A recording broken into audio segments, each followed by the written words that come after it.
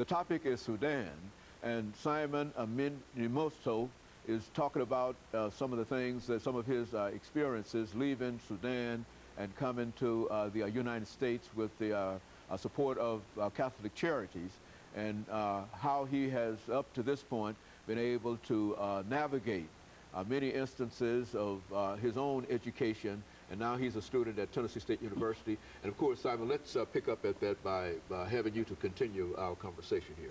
Yes, when I was admitted to Tennessee State University, that was in 2008. I started off spring 2008 in Tennessee State University. And since I do not have a background of being in high school, so I was, a decision to make a major that I can major was a problem. And you know, I went a lot of fields, get advisements in the schools, in all different departments. So I became interested in computer science. And I always ask myself, do I have background in programming?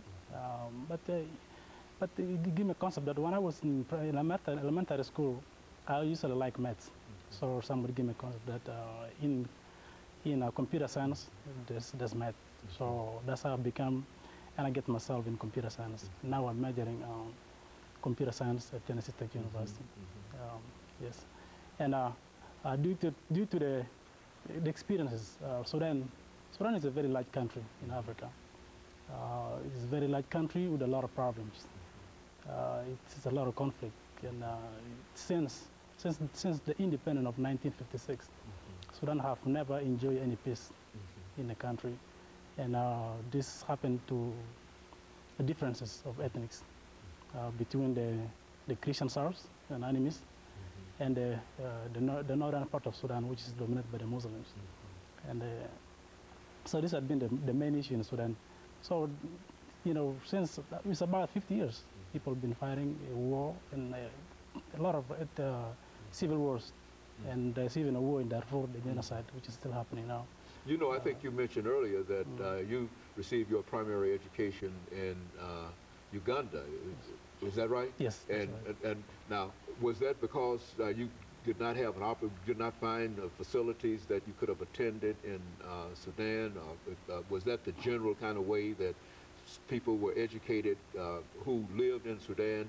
And did you somehow enjoy a special privilege to be able to even receive education in Uganda? How did that happen? I mean, that happened due to the war that happened in 1983. So all this time, when the war happened, so people in the south, the war was much concentrated in the south, between the north and the south.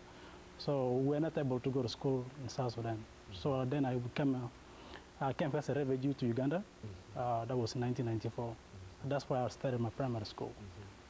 So I was there as being a refugee under the care of United Nations, High Commission for Refugees, which is UNHCR. So this is where I had my studies in Uganda until I completed my primary, due to the war in Sudan. Yes. You know, so in a real sense, it's really difficult for young people in primary school to go to school in Sudan because of the war, and so they go to Uganda. How are they received in Uganda? Mostly people are received as being refugees. Since the war happened, like I said earlier, 1983. So there were no schools actually in the south.